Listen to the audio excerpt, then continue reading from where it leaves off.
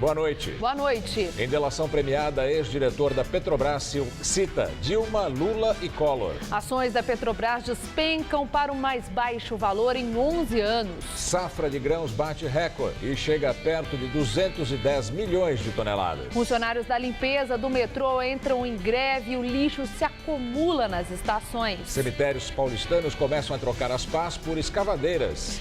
Atentado do Estado Islâmico na Turquia deixa 10 mortos e 15 feridos.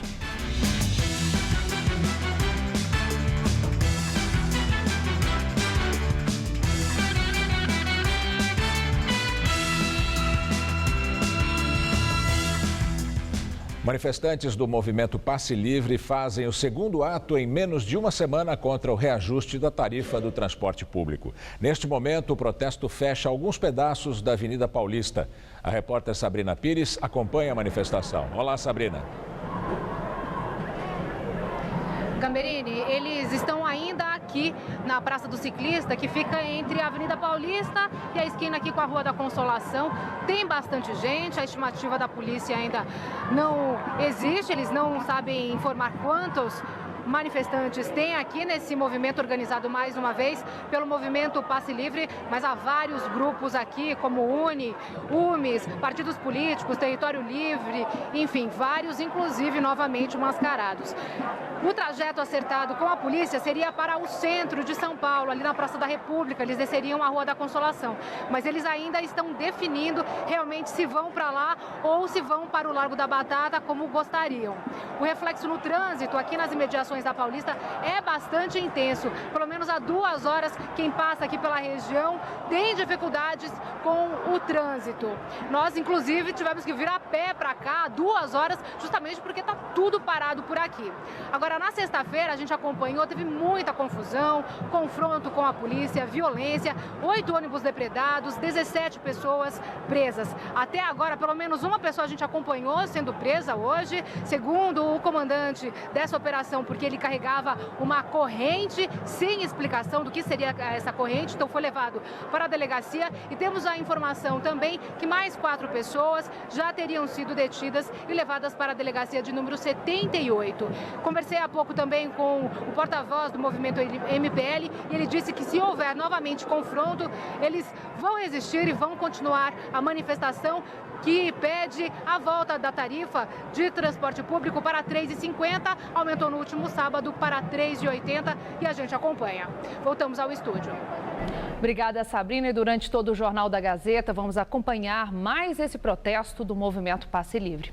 Secretário da Segurança Pública, Alexandre de Moraes, pediu para que a rede Jornalistas Livres, que soma diversos coletivos de mídia e profissionais independentes, entregasse na íntegra à polícia o vídeo em que eles divulgam um PM supostamente colocando um objeto semelhante a um coquetel Molotov na mochila de um manifestante.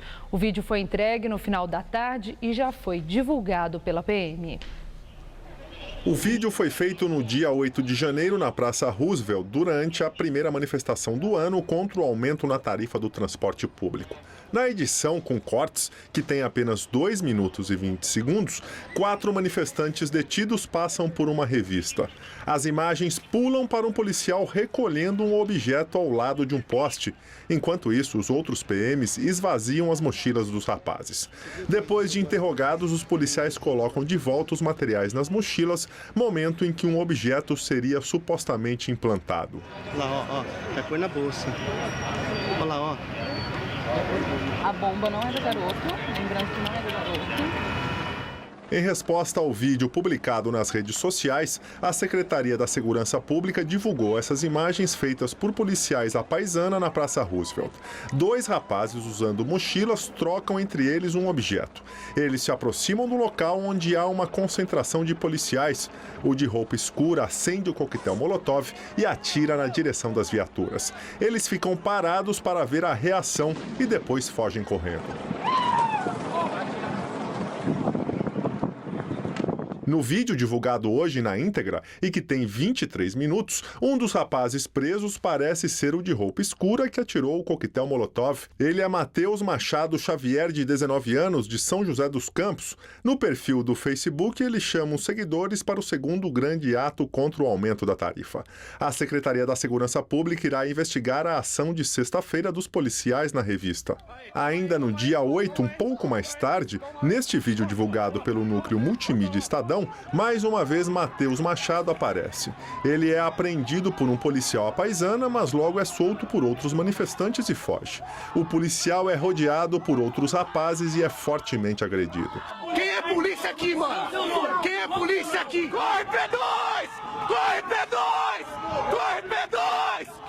De acordo com a assessoria de imprensa da Polícia Militar, o pai de um dos jovens, que também é um policial, reconheceu o filho na gravação e o levou ao distrito de número 78 para ser apreendido. O rapaz deverá ir para a Fundação Casa. A Secretaria Estadual da Educação de São Paulo informou que o prejuízo na Escola Estadual Fernão Dias chega a R$15 mil. O colégio em Pinheiros, na Zona Oeste, foi o primeiro a ser ocupado na capital paulista por alunos que protestavam contra a reorganização da rede estadual de ensino, que acabou sendo suspensa pelo governador Geraldo Alckmin. Segundo o governo, o prejuízo de R$15 mil é referente ao sumiço de aparelhos eletrônicos durante a ocupação. A secretaria informou que funcionários do estado foram impedidos de entrar no prédio durante os 55 dias que a escola ficou ocupada. Os estudantes negam ter levado os objetos que desapareceram. Entre os itens estão um notebook, um televisor e um projetor de imagens. O governo do estado contabiliza mais de R$2 milhões em prejuízos em 115 escolas ocupadas que registraram furtos, perdas com merendas, além de depredações durante ou após as ocupações. 3 cemitérios de São Paulo mudam a forma tradicional do enterro. A ideia é aposentar as pás, que são usadas há quase 160 anos para abrir as covas, e passar a usar mini retroescavadeiras. O trabalho do seu Vanderlei foi sempre assim, com as mãos na terra. Ele é sepultador do cemitério da Vila Formosa há 28 anos. Uma carreira desgastante, que exige bastante esforço físico. Em números, são aproximadamente 5 covas por dia, que demoram cada uma cerca de 1 hora para serem abertas. É muito cansativo, é muito estressante para nós funcionários, entendeu? Eu mesmo estou fazendo tratamento das varizes devido ao esforço físico. Mas agora isso deve mudar. Em 159 anos, desde que o primeiro cemitério de São Paulo foi inaugurado, é a primeira vez que uma cova será aberta sem o uso da pá. O esforço para levantar a terra agora será todo delas, as mini escavadeiras. 3 foram adquiridas pela Secretaria de Serviços da capital e custaram juntas R$114 mil. Nós temos muitos sepultadores, ainda era um trabalho manual, com enxadas, pás, enxadões, né? Normalmente, isso, com o passar do tempo, acarreta doenças ligadas a esse tipo de trabalho. Então, com as máquinas, um trabalho que levaria, que eles fazem 40 minutos, quase 1 hora, isso vai levar de 4 a, no limite, 15 minutos. As máquinas vão trabalhar em 3 cemitérios, Vila Formosa, Vila Nova Cachoeirinha e São Luís. Mas a prefeitura deve comprar mais escavadeiras nos próximos meses e expandir o projeto a outros cemitérios da cidade. O Vanderlei é um dos 30 sepultadores que vão receber já neste mês o treinamento para operar as máquinas. Parece mesmo que a tecnologia vai significar o enterro da pá, mas não é bem assim. É que no sepultamento com a família, aquele momento da despedida simbólica em que o sepultador cobre o caixão com a terra, a pá vai continuar bem ativa. A pá no sepultamento ela é essencial, porque até mesmo com a máquina você não vai poder fazer um sepultamento com a máquina, vai até assustar os familiares, né? Vai, não, peraí, vocês vão enterrar com máquina? Então a pá vai ser necessária. Por isso, a tradição com a pá vai se manter nos sepultamentos e também no momento da exumação dos corpos. O que era penoso, a retroescavadeira pode fazer. O resto é o cuidado, assim que encontra o caixão, a urna, né? Aí é com a mão humana mesmo. Em delação premiada, o ex-diretor da Petrobras, Nestor Cerveró, disse que foi indicado por Lula como forma de reconhecimento. Cerveró disse que foi indicado ao cargo de diretor financeiro de serviços da BR Distribuidora, uma subsidiária da Petrobras, em reconhecimento da ajuda na contratação da Chain para operar o navio sonda Vitória 10.000. Cerveró foi para a BR Distribuidora depois de deixar a diretoria internacional da Petrobras em 2008. Segundo ele, a indicação por Lula foi feita em troca da quitação de um empréstimo do PT, junto ao Banco Chain, garantido por José Carlos Bunlai, amigo do ex-presidente. A investigação deste empréstimo pela Lava Jato levou à prisão Bunlai. Nestor Cerveró falou também que o senador Fernando Collor de Mello, do PTB de Alagoas, tinha muita influência dentro da BR Distribuidora. Influência que, segundo o delator, foi concedida pelo então presidente Lula e pela presidente Dilma. No caso de Dilma, Cerveró disse que Collor lhe disse que a petista teria oferecido todas as diretorias da BR Distribuidora. Sobre Lula, ele afirmou que o ex-presidente teria sugerido a Collor que se reunisse com o comando da BR Distribuidora e que neste encontro tratou-se de uma reivindicação de Collor a compra de grande quantidade de álcool no valor de R$1 bilhão de usinas de Alagoas de um aliado do senador. Cerveró também afirmou que propina da subsidiária da Petrobras também iria para os senadores Delcídio do Amaral, do PT, preso na Lava Jato, e o presidente do Senado, Renan Calheiros, do PMDB. Segundo o ex-diretor, Renan teria inclusive reclamado da falta de repasses de dinheiro e ameaçado retirar o apoio político que ajudava a manter Cerveró no cargo. Em nota, o Instituto Lula diz que o ex-presidente não foi o responsável por indicar Cerveró e sustenta que a nomeação foi por indicação de partido da base aliada e que Lula não tem e não teve relação pessoal com o ex-diretor, muito menos sentimento de gratidão. Mais cedo, o Instituto Lula disse que não comentaria vazamentos ilegais, seletivos e parciais de supostas alegações que alimentam um mercado de delações sem provas em troca de benefícios penais. O Palácio do Planalto não vai comentar o assunto. Collor disse que só esteve na BR Distribuidora uma vez para tratar de assuntos relacionados a Alagoas. O presidente do Senado, Renan Calheiros, negou as acusações e disse que está à disposição para qualquer esclarecimento. O PT informou que todas as doações recebidas aconteceram dentro da lei e que foram declaradas à Justiça Eleitoral. E agora vamos ao comentário de política com o José Neumann Pinto. De acordo com a nova língua do PT, no poder, o nosso Nestor Cerveró passa a ser chamado agora de enterrador, de sepultador. Não pode ser mais chamado de coveiro. Agora, ele está botando para quebrar na delação, né? Primeiro o seguinte, essa história do Lula é antiga. Em 2012, o Marcos Valério já tinha contado. O Chainha confirmou, o banqueiro que deu o dinheiro para pagar lá a chantagem que foi cobrada pelo Ronan Maria Pinto no ABC, o dono do Diário do Grande ABC. A história foi confirmada pelo Chain, pelo Bunlai e agora pelo Cerveró, que entrou nessa história graças à inabilidade de Dilma, que o acusou de ser o responsável por uma compra desastrosa da refinaria de Passadina. Eu acho que o Instituto Lula, através do seu presidente Paulo Okamoto, deu uma explicação desnecessária e absolutamente sem nexo. Dizer que nunca viu o Cerveró não significa que Lula não tenha visto, ao menos eu não sei se ele é uma verdadeira sombra do Lula, né? O que eu acho que ele podia dizer é que não há registro na biografia de Lula de nenhum gesto de gratidão. O Lula entregou o Disseu, entregou todo mundo que esteve perto e fez serviço para ele. Inclusive agora está dizendo para todo mundo, já disse até na entrevista, que o filho, o Luiz Cláudio, responda pelo que fez. Quer dizer, ele, na verdade, não tem essas ligações afetivas que possam explicar o que o Cerveró disse. Quanto ao resto, é tudo lógico.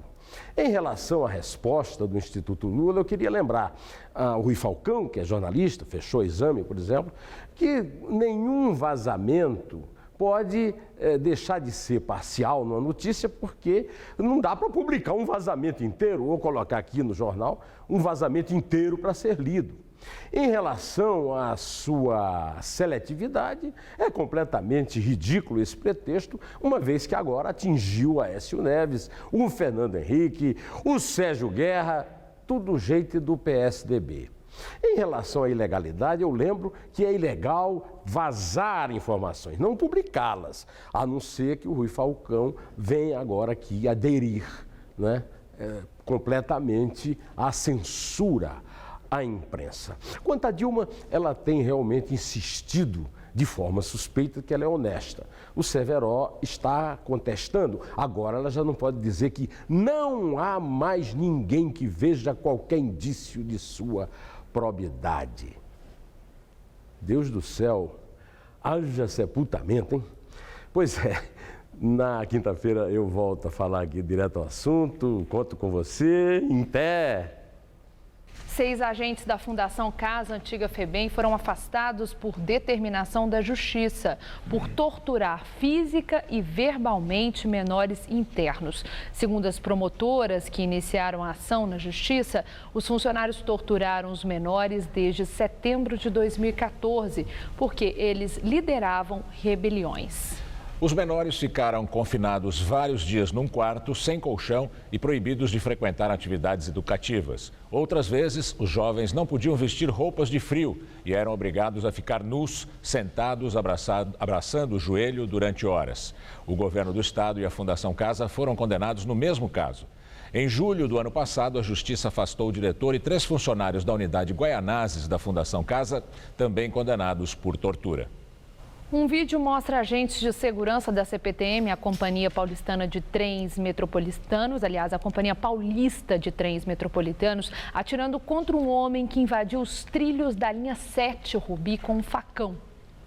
O caso aconteceu ontem na altura da estação Perus. As imagens mostram que um dos agentes atira quando o homem começa a correr na direção da equipe de segurança da CPTM. A companhia confirmou a ocorrência e informa que o homem estava sob efeito de drogas e invadiu a linha portando um facão e uma barra de ferro. Após uma tentativa frustrada de diálogo, segundo a CPTM, a equipe de segurança teria utilizado um equipamento não letal de imobilização. Sem sucesso, os agentes recorreram à arma de fogo para conter o homem, que foi ferido no braço e levado ao pronto-socorro de Pirituba. E chove bastante em São Paulo, né? Entre ontem e hoje já choveu o equivalente a 27% da média para um mês sobre a região do Sistema Cantareira. E segundo a meteorologia, a chuva deve continuar essa semana toda. Vamos aos detalhes da previsão com Luciana Magalhães.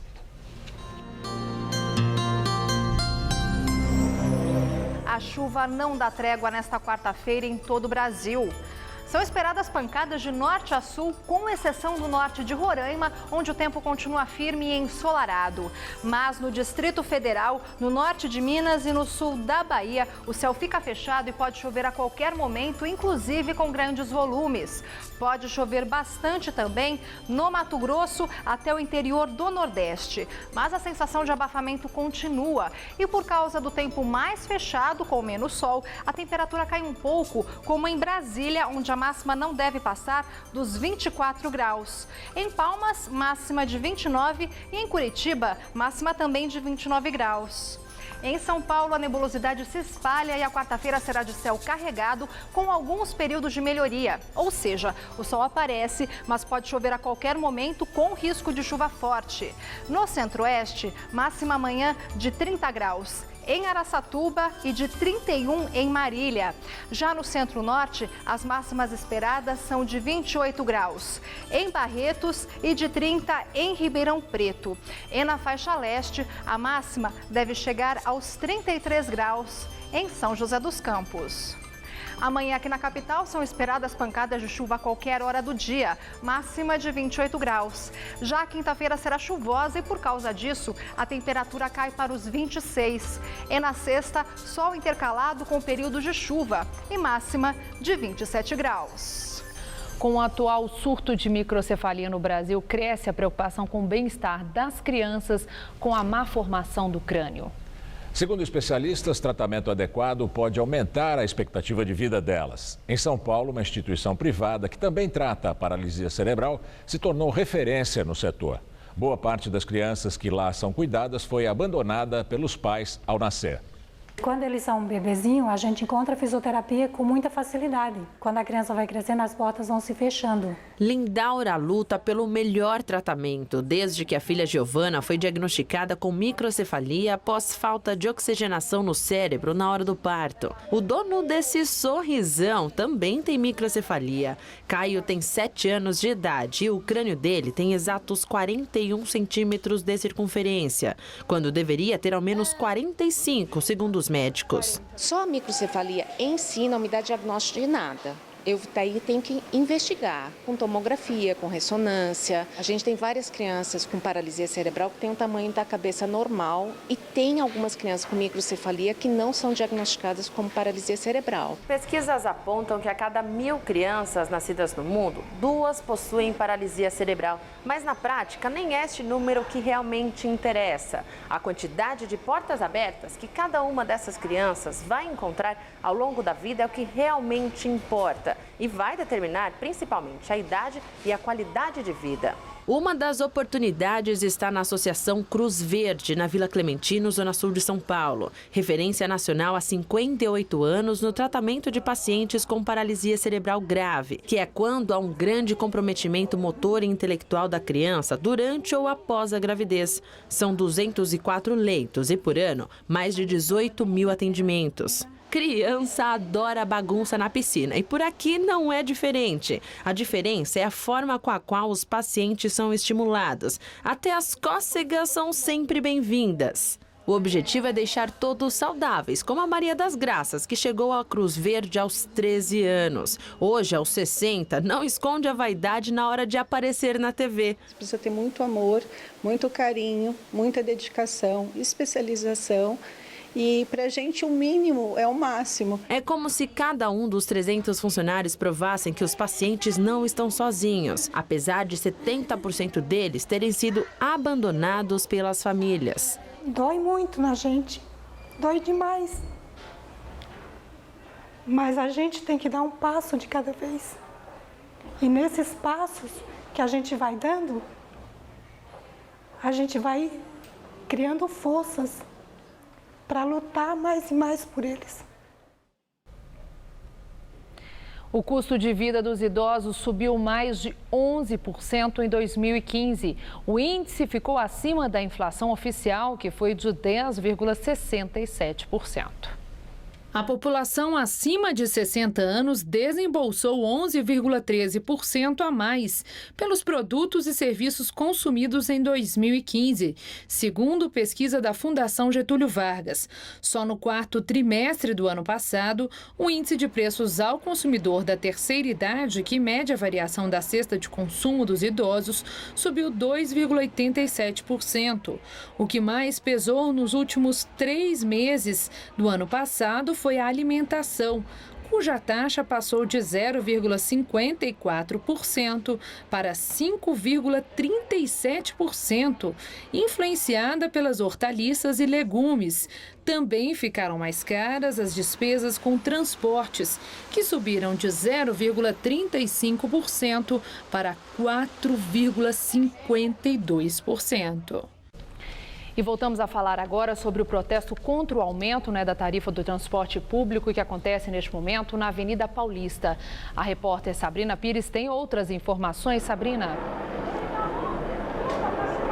Estela, olha, nem saiu aqui o protesto da Praça do Ciclista e já começou uma grande confusão. Novamente, muitas bombas de efeito moral, de gás lacrimogênio, uma correria danada, um policiamento reforçado. Aqui a gente percebe ao fundo um pelotão, um cordão formado por policiais do grupo especial. E tem aqui também, olha, uma pessoa sendo detida agora aqui na nossa frente e muitos policiais também da PM fazendo cordão. Tava, aliás, um clima bastante tenso 5 minutos antes, porque as pessoas que nem tem nada a ver com o protesto não eram impedidas de passar. Isso porque os manifestantes estavam tentando ir para a praça para o Largo da Batata. Como a gente está vendo, uma pessoa detida, já tinha falado antes, 5 pessoas detidas por enquanto nesse protesto, é o que a gente tem de informação até agora. Uma porque carregava uma corrente e outra porque, nesse caso, tentava passar o bloqueio da polícia. A gente continua ouvindo aqui muitas bombas por aqui, bombas de efeito moral, de gás lacrimogênio, ali próximo, aqui na esquina da Paulista com a Rua da Consolação. Então, como eu estava dizendo, há um forte cordão da polícia, ninguém passa para lado nenhum. Mesmo a imprensa que está fazendo aqui a cobertura e correndo das bombas, tem dificuldade de passar esse bloqueio que a PM está fazendo agora. E como a gente vê, é uma verdadeira praça de guerra novamente. Sexta-feira foi assim e agora de novo o protesto que nem saiu para lado nenhum, nem para o Largo da Batata como queriam os manifestantes, nem para a região do centro, para a Praça da República, como dizia a polícia, como queria a PM com os manifestantes. Então é essa cena agora aqui na Paulista. Claro, não passa carro nenhum, bloqueio para os motoristas desde 2 horas atrás e agora é essa situação. Bombas para todo lado e muita correria aqui na Avenida Paulista.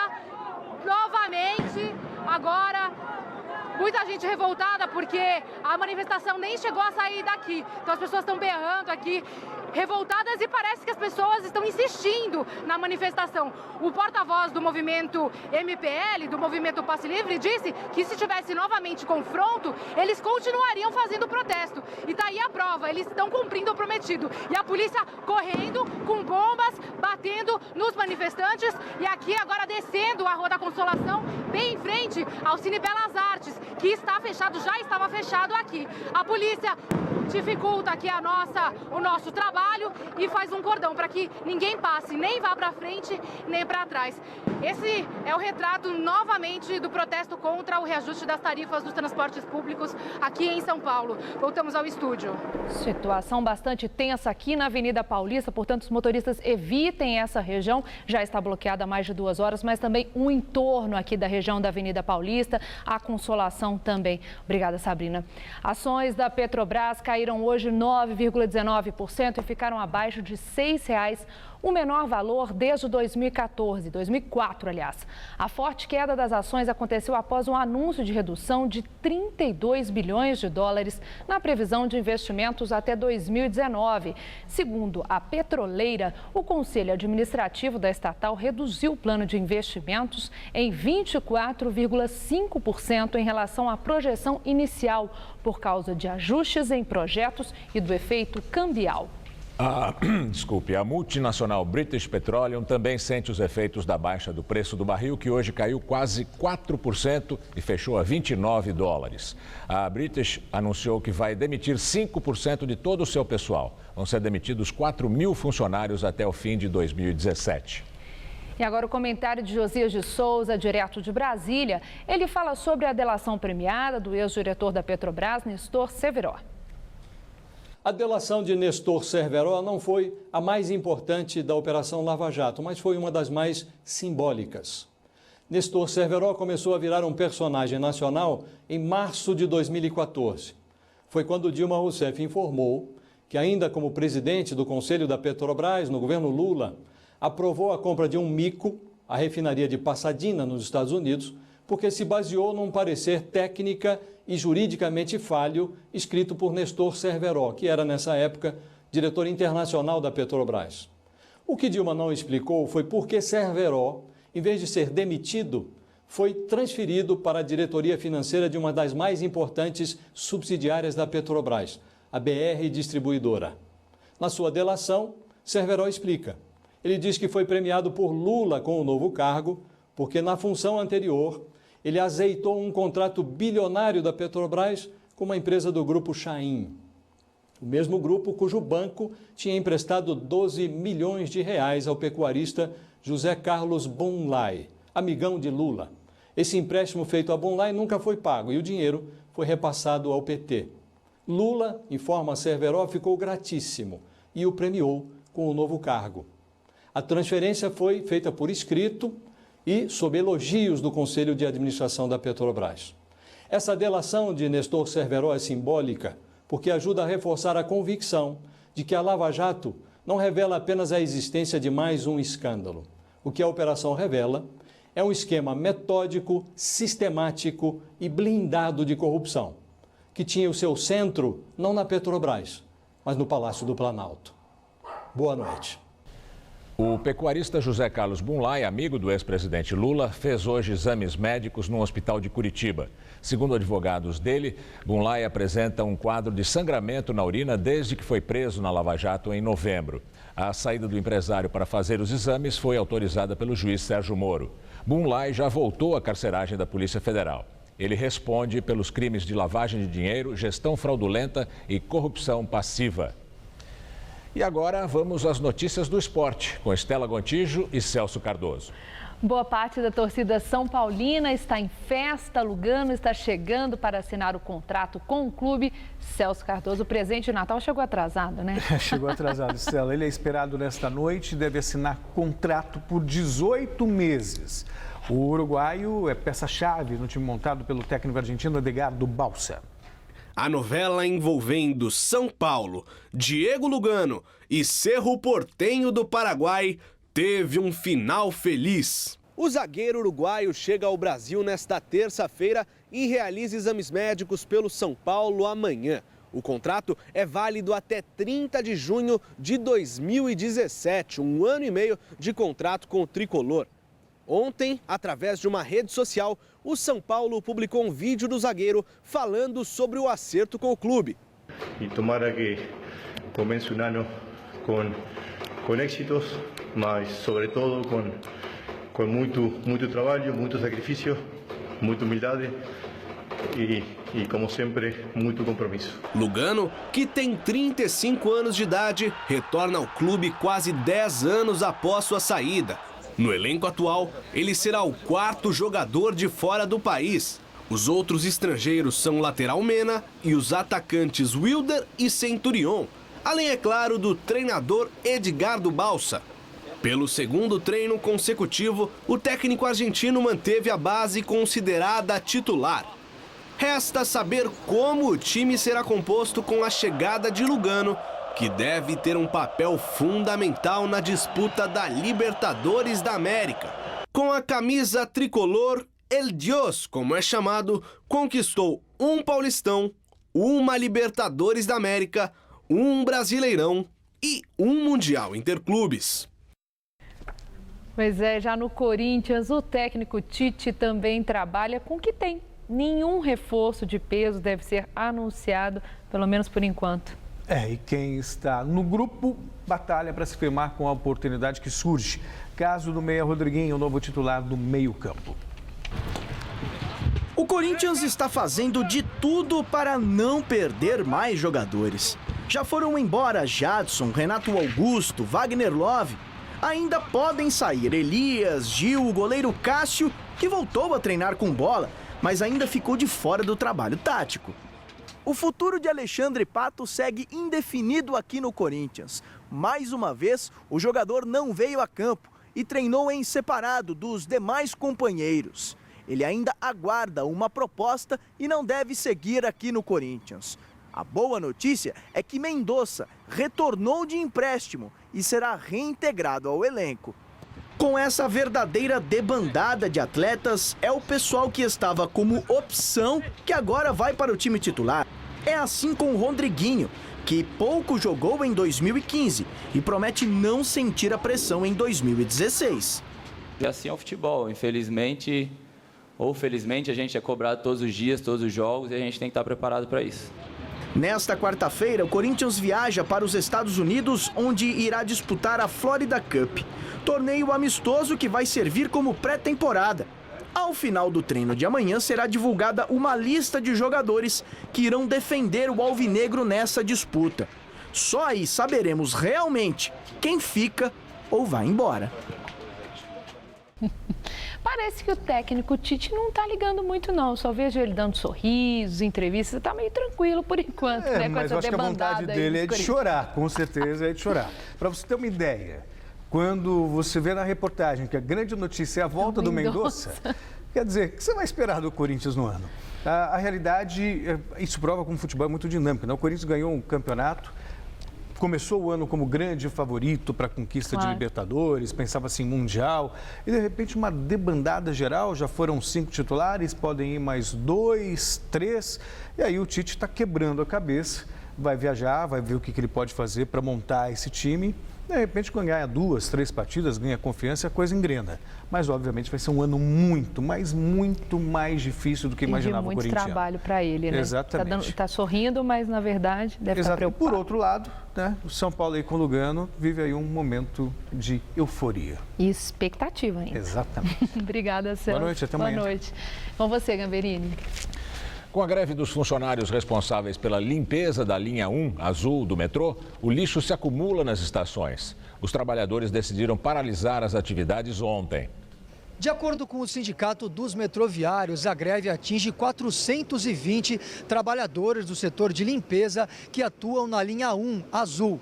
Os funcionários cruzaram os braços nesta segunda-feira porque não receberam o salário integral de dezembro e nem alguns benefícios, como vale-refeição e cesta básica. O metrô diz que já notificou a empresa terceirizada por fornecer o serviço para que os trabalhadores retomem imediatamente as atividades, sob pena de multa prevista em contrato. Hoje cedo, nossa equipe encontrou várias lixeiras abarrotadas na estação Armênia e o resultado é que muito lixo ficou espalhado pelo chão. O mesmo aconteceu nas estações Tietê e São Bento, ambas da linha azul. Amanhã está marcada uma reunião na sede da Superintendência Regional do Trabalho, aqui em São Paulo, para definir os rumos da greve. Produção industrial brasileira caiu em 9 das 14 regiões pesquisadas pelo IBGE em novembro. Na comparação com outubro, o recuo foi de 2,4%, a sexta queda mensal seguida e a mais forte desde dezembro de 2013. Aqui em São Paulo, o maior parque industrial do país, a produção diminuiu 2,6% na passagem do mês. Na entrevista do dia com Maria Lídia Flandoli, as previsões de superação da crise política e econômica e as eleições municipais de 2016.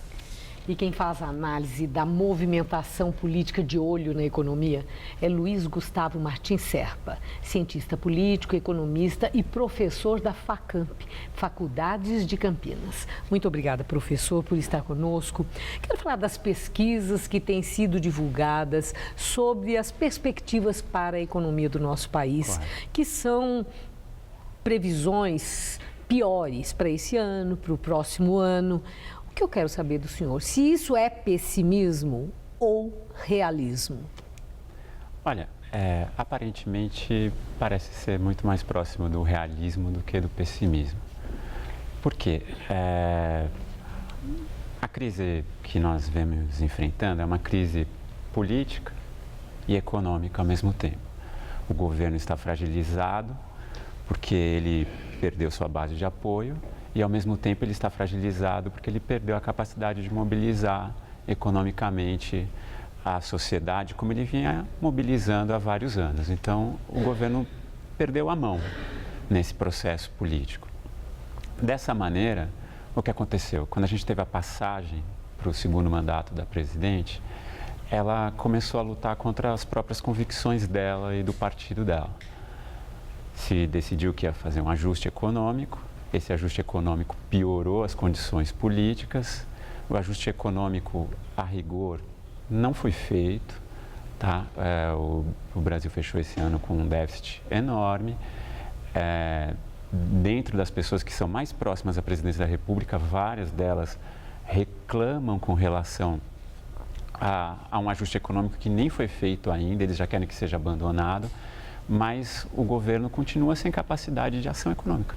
Mas, de qualquer forma, a presidente Dilma não apenas fez ali uma confissão dos erros do governo, tudo isso, e já anunciou, de alguma forma, pré-lançou medidas para a economia, segundo a assessoria lá do Planalto, com até o objetivo de resgatar, acabar com esse pessimismo, resgatar a confiança e tirar do foco também personalidades do governo, como o ministro da Casa Civil, como o ministro da Comunicação. E o que a presidente quer é um novo ânimo no país. anúncio de medidas econômicas, novas medidas, no seu entender, resgatam a confiança perdida? Então, o problema é que ela está dividida entre tentar conquistar a confiança de dois públicos totalmente diferentes. Ela precisa resgatar a confiança do público que a apoia historicamente e esse público quer um pacote certo de medidas. E ela precisa resgatar a confiança do mercado financeiro, dos industriais e tudo mais, que deseja outro pacote de medidas. Então, ela está sem espaço. Se ela tivesse uma posição política mais firme, talvez ela conseguisse negociar economicamente. Eu vou pedir licença ao senhor. Nós estamos tendo uma manifestação que está tendo aí uma agitação importante. Vamos mostrar agora aos nossos telespectadores o que acontece no momento. Estela. Maria Lídia, muita confusão e violência no protesto contra o aumento da tarifa do transporte público em São Paulo. A repórter Sabrina Pires acompanha. Sabrina. Olha, Estela, o que aconteceu aqui há pouco foi o seguinte: os manifestantes queriam ir para o Largo da Batata, a polícia disse que não, estava insistindo nisso e fez um cordão em volta do protesto, que foi organizado pelo MPL novamente, Movimento Passe Livre, contra o reajuste da tarifa dos transportes públicos. O que aconteceu nesse momento foi o seguinte: a polícia forçou com que os manifestantes fossem para o sentido contrário, no sentido do centro. E aí começou a confusão, uma correria muito grande, muitas bombas de efeito moral, de gás lacrimogênio para todo lado. O problema é que a polícia fez um cerco, ninguém conseguia ir para lado nenhum, passar. E no momento das bombas, com a correria, muita gente se machucou, inclusive a repórter Fernanda Azevedo, aqui da TV Gazeta, que teve 2 bombas de efeito moral, estouraram na perna dela. Ela já foi atendida sem gravidade, mas acabou com ferimentos leves, já foi ali atendida pela polícia militar que está afastada. Mas a confusão aqui continua. Aparentemente deu uma tranquilizada, mas a polícia está forçando os manifestantes que insistem nessa manifestação a descerem para o centro, ali na região, aqui na Rua da Consolação, no sentido da Praça da República, que era o que a polícia insistia desde o início, que eles fizessem esse caminho. Eles não concordaram e aí essa confusão novamente, aqui a esquina da Paulista com a Rua da Consolação, virou uma verdadeira praça de guerra, uma grande correria, muito susto, gente que não tem nada a ver, que saía do trabalho, que não tem nada a ver com o protesto, acabou entrando nessa confusão, muita gente assustada, e essa situação por enquanto. Mas a manifestação não terminou e essa confusão também, apesar desse ponto aqui mais calmo, também continua valendo, ainda não está tranquilo não. A gente percebe que mais para baixo tem ainda bastante movimentação de viaturas da polícia. Voltamos ao estúdio. E podemos voltar a qualquer momento com mais informações sobre esse protesto violento aqui na região da Avenida Paulista. E agora voltamos com Maria Lídia Flandoli. Em nossa entrevista com o professor Luiz Gustavo Serpa, da FACAMP, cientista político e economista. Professor, o senhor deixou claro que a presidente Dilma tem aí a atender 2 segmentos de perfis completamente diferentes. Aqueles aliados que a apoiam, que, por sinal, fazem cobranças muito duras para que ela tenha uma política monetária menos severa, para que ela adote uma política pró-crescimento, isso num momento tão difícil, né, da nossa economia. E o país que espera que haja o equilíbrio da economia e uma retomada de caminho de crescimento sustentável. Mas a minha indagação é aí sobre o Banco Central. Foi muito curiosa a divulgação de que tanto a presidente como o ministro da Fazenda apoiavam inteiramente a política do Banco Central, autorizavam de adotar novamente a elevação progressiva da taxa de juros. Mais do que surpreender por essa elevação de taxa de juros, o que foi surpreendente foi o aval. Quer dizer que o Banco Central atua, professor, segundo o aval do governo, sob a tutela do governo, faz o que o governo autoriza e quer? Olha, institucionalmente no Brasil isso nunca esteve muito claro, tá? Alguns países adotam uma instituição, um Banco Central, que é autônoma com relação ao governo. Não é o caso do Brasil. Então o Brasil tem fases onde o Banco Central tem maior grau de autonomia com relação aos governantes, ao chefe do executivo, e em outros momentos tem menor autonomia. Evidentemente, durante o período do governo Dilma, essa autonomia foi minorada, foi diminuída sensivelmente. Então, passa realmente, a política do Banco Central hoje passa pelo crivo da presidência. Isso agora, no seu entender, uma elevação de taxa de juro nesse momento e outra subsequente, faz diferença? Porque há economistas que entendem que a economia está tão debilitada que não vai fazer a menor diferença. Não vai aumentar desemprego e nem reduzir, nem mexer com o ânimo do consumo dos consumidores que já estão numa situação muito difícil. Como é que o senhor vê? Prejudica mais ou não altera tanto? Olha, claramente a gente está com um problema de crise de confiança. Tá?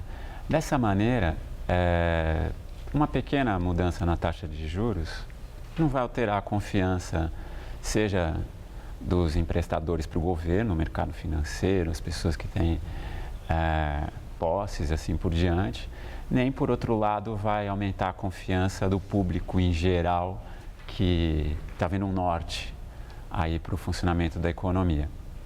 Por outro lado, não deixar claro que não será aumentado também não está resolvendo. Tanto faz como tanto fez, é isso que o senhor está dizendo? É nesse sentido, a gente está com uma crise de confiança, precisaria conseguir estruturar decisões econômicas e decisões políticas anteriores a gente começar a discutir qual que é o mecanismo econômico para resolver o problema. A gente está precisando de um passo anterior. Bom, esse é ano eleitoral. Sim. Como é que o senhor observa, né, a crise política, aí com uma interferência muito forte na economia, há um consenso de que sem solução para a crise política, o ajuste da economia é realmente muito difícil. Esse quadro da crise econômica que o cidadão brasileiro vivencia, que faz parte da conversa, do dia a dia de todo mundo, vai impactar o resultado das eleições desse ano? O senhor acredita que a escolha vai recair sobre novos nomes, gente que não tenha nenhuma relação com essas denúncias escabrosas da Operação Lava Jato, que possamos ter um resultado diferente com novas lideranças à vista? Olha, é difícil. As pessoas sempre acreditam que em épocas de política conturbada, economia conturbada, é um espaço para mudança política radical, mas normalmente não é isso que a gente percebe. É muito difícil construir uma candidatura viável. Então, dessa maneira, se a gente pensar nas principais cidades brasileiras, elas vão continuar tendo as posições políticas que já estão lá há algum tempo em disputa. Os mesmos partidos, para cada cidade vai ser uma lógica própria, mas os mesmos partidos são quem tem o poder, quem tem a ligação, quem tem a ramificação com as pessoas da localidade. É muito difícil construir uma candidatura alternativa. Uma candidatura alternativa por um partido já enraizado é difícil. A gente ainda acreditar que vai acontecer uma candidatura alternativa ainda por um partido alternativo, isso é mais difícil ainda. Agradeço muito seus esclarecimentos. Uma boa noite, professor. Obrigado. Boa noite. Gamberini. Um atentado suicida no centro histórico de Istambul, na Turquia, deixou 10 mortos e 15 feridos. O governo turco afirmou que o terrorista era um militante do Estado Islâmico, nascido na Arábia Saudita. O ataque aconteceu no meio da manhã no distrito de Sultanahmet, na parte europeia da cidade de 14 milhões de habitantes. Ali ficam alguns dos pontos turísticos mais famosos da Turquia, como a Basílica de Santa Sofia e a Mesquita Azul. Pelo menos 9 dos mortos eram cidadãos alemães e um era peruano. A polícia impediu a aproximação da imprensa. Logo depois do ataque, o presidente Tayyip Erdogan afirmou que se tratava de um terrorista sírio. Depois, o primeiro-ministro Ahmet Davutoglu disse que o suicida era um saudita chamado Nabil Fadli, de 28 anos, membro do Estado Islâmico, recém-chegado da Síria e que não estava sendo monitorado pelas autoridades turcas. E agora vamos ao comentário de política internacional com João Batista Natali. Vou contar uma coisa para vocês.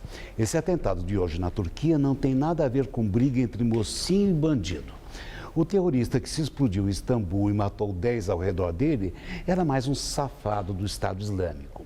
Mas o governo turco não é 100% inocente nessa história. A Turquia, até algum tempo, tentava dar uma força por debaixo do pano ao Estado Islâmico. Isso porque o governo turco e o grupo terrorista têm dois inimigos comuns. Ambos trabalham para que a guerra civil da Síria termine com a queda do ditador Bashar al-Assad. E os dois também querem ver pelas costas as forças militares do Kurdistão. Os curdos são muçulmanos sunitas que têm uma cultura nacional, mas não têm território próprio. Estão espalhados pelo Irã, pela Turquia e pelo Iraque. Eles têm um partido e uma milícia que enfrentam a Turquia numa guerra de independência. O mundo dá voltas e a Turquia, por pressão dos Estados Unidos, entrou na briga da Síria para também combater o Estado Islâmico. Lembrem-se que os turcos fazem parte da OTAN, que é a aliança militar ocidental comandada pelos americanos.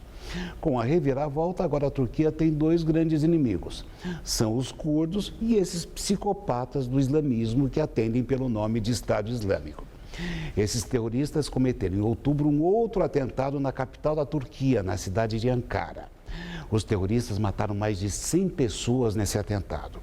Por que então que não se fez tanto barulho naquela época? É porque agora morreram estrangeiros, ao que parece pelo menos 9 turistas alemães.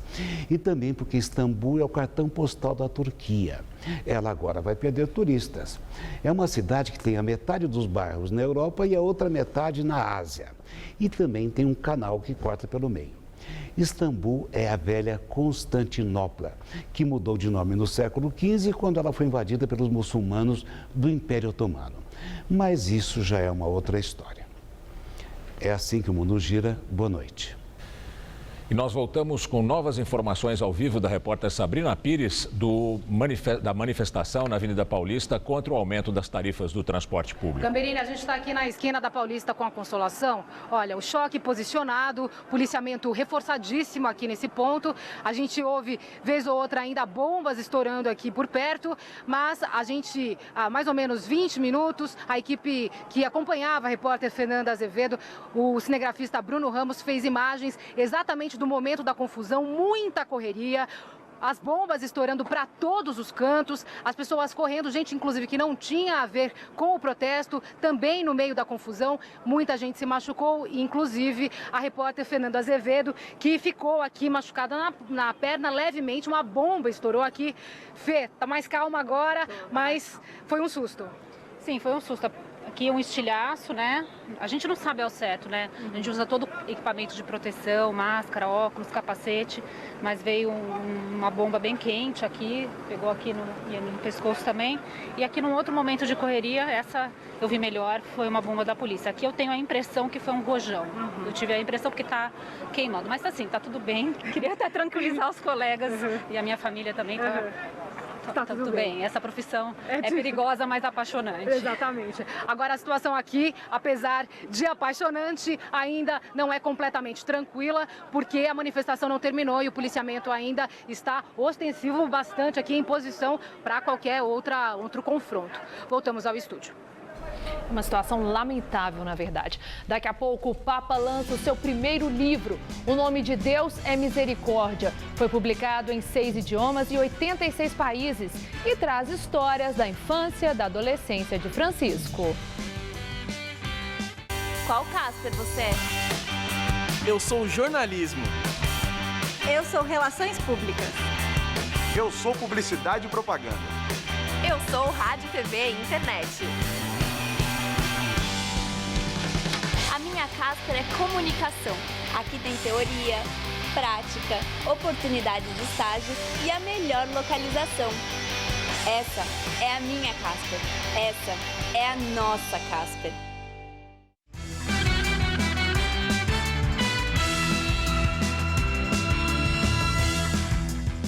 O Papa Francisco lança seu primeiro livro, O Nome de Deus é Misericórdia. O título tem a caligrafia do Papa Francisco. O livro, publicado em 6 idiomas e 86 países, inclusive no Brasil, tem o formato de uma grande entrevista. O Papa responde 40 perguntas ao jornalista Andrea Tornielli, repórter do Vaticano. Em tom pessoal, com histórias da infância e da adolescência na Argentina, o Papa aborda a centralidade da misericórdia na vida dele. A Suprema Corte da Venezuela anuncia que vai anular todas as decisões da Assembleia Nacional até que sejam destituídos os 3 deputados da oposição que foram impugnados. O Supremo Tribunal ordenou que a junta diretiva da Assembleia Nacional destitua imediatamente os 3 deputados da oposição que prestaram juramento, apesar de suas candidaturas terem sido impugnadas por acusações de irregularidades. Sem os 3 deputados, a oposição perde a maioria qualificada de 2/3, que dá aos parlamentares amplos poderes contra o regime chavista. O vice-presidente da Assembleia, Simón Calzadilla, afirmou que a decisão é absolutamente política, nada jurídica e impossível de se acatar. O corpo de um homem foi encontrado ontem num compartimento do trem de pouso de um avião da Air France, em Paris. O Boeing 777 havia decolado de São Paulo na sexta-feira com destino à capital francesa. Segundo a Air France, o avião faz várias rotas e não é possível afirmar que ele tenha embarcado no Brasil. O corpo do homem foi descoberto quando o avião passava por manutenção no aeroporto de Orly, perto de Paris. E o Jornal da Gazeta termina aqui. A edição de hoje pode ser vista no site do Jornal da Gazeta. Na nossa edição das 10, mais informações sobre o protesto do movimento Passe Livre na Avenida Paulista. Boa noite para você. Nós voltamos amanhã, às 7 da noite em ponto. Boa noite e até lá.